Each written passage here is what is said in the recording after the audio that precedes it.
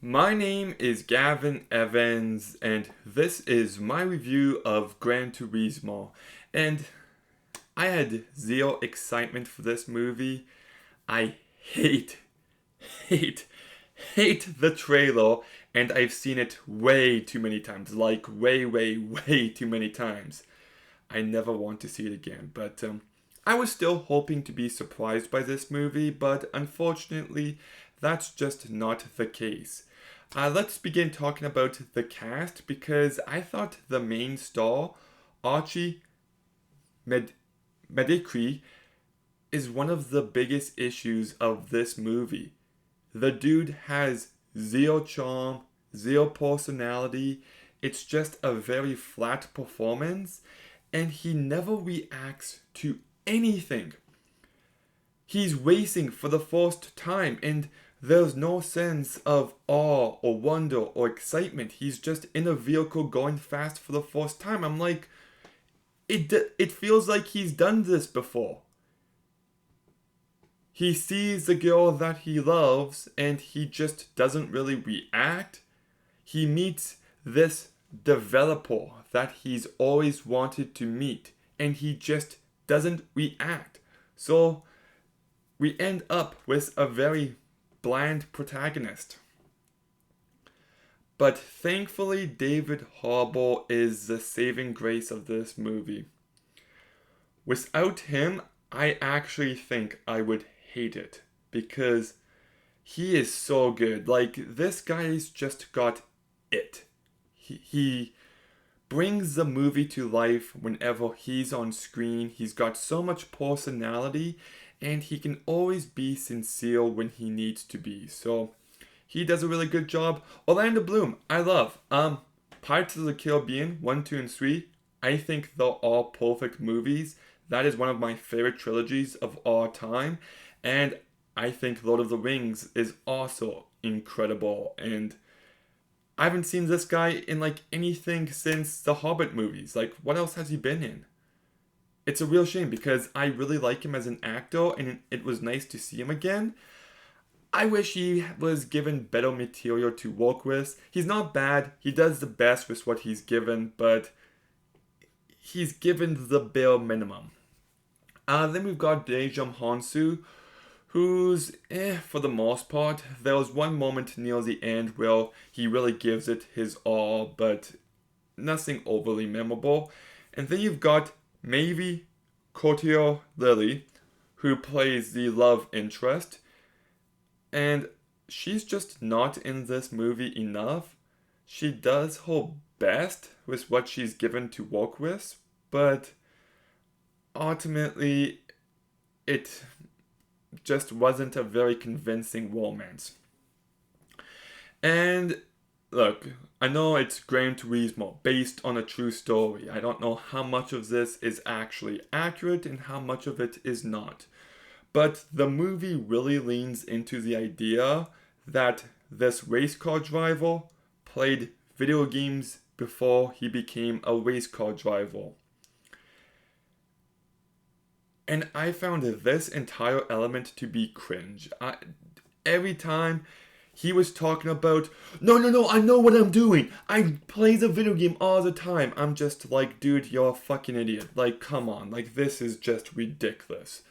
And, he gets proven correct. So maybe I just have a bias against gamers. But when I was watching this movie, I just thought it was really stupid.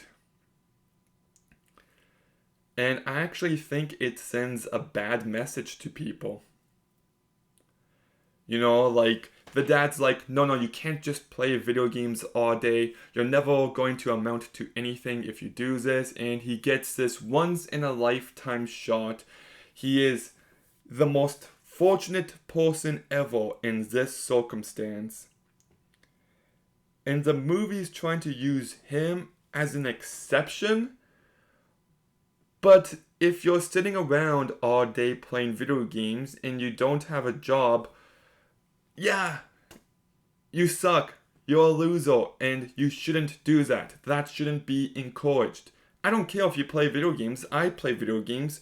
but you need to be doing other stuff as well. And I thought the dad was totally in the right at the beginning of the movie.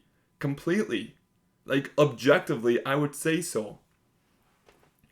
And no matter how hard the movie tried, I just felt like it was completely misguided. And I also thought the first act to this movie is a complete mess where it just jumps all over the place, and the movie relies on these montages way too much. Well, it just shows everyone having a good time, and it just felt very forced after a while.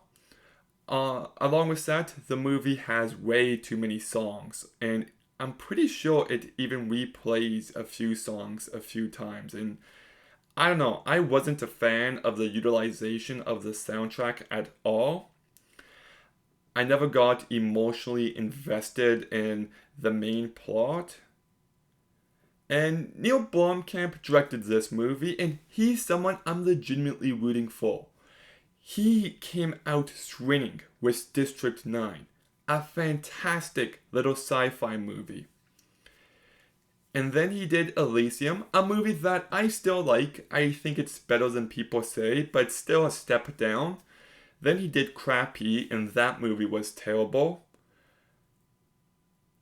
And then he did a movie called Demonic, I believe, which I never saw. And like, this guy needs a comeback, and I was hoping this would be it.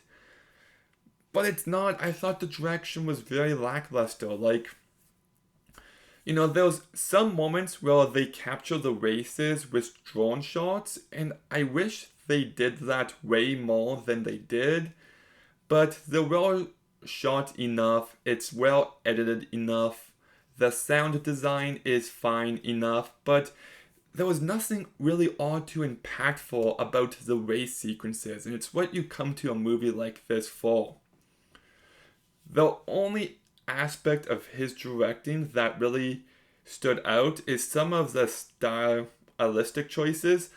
Well, when he's racing, it would actually tell you what place he's in above his vehicle, just like the video game. And I'm like, okay, that's brilliant, actually. I love that so much. Such a smart decision. But yeah, and one more issue I've got with this movie is the same issue I've got with so many movies is, say it with me everybody, it's too long. This movie is like 2 hours and 15 minutes, no excuse, just none. That is absolutely ridiculous. But they still took this one time, and I feel like they didn't flesh out enough of the relationships as much as they should. Him and his brother, him and his dad, him and his mom, him and his girlfriend, his rivalry with the other company on the racetrack. Everything still felt completely underdeveloped, and you had all the time to do so. Like, there's just no excuse. It's just a bad writing. So, yeah, like, this movie just really didn't do anything for me. I do see some people complaining about the product placement, and I think that's a really stupid complaint because it's a race car movie where the vehicles are literally driving product placements. Like, that's dumb. But, look, David Harbour is a bright spot, and the race scenes are fine enough, and it's like never terrible, but it's just ultimately forgettable. The main dude is very dry and boring. The movie is poorly written, it's poorly paced, it's just filled with every cliche in the book and not done well.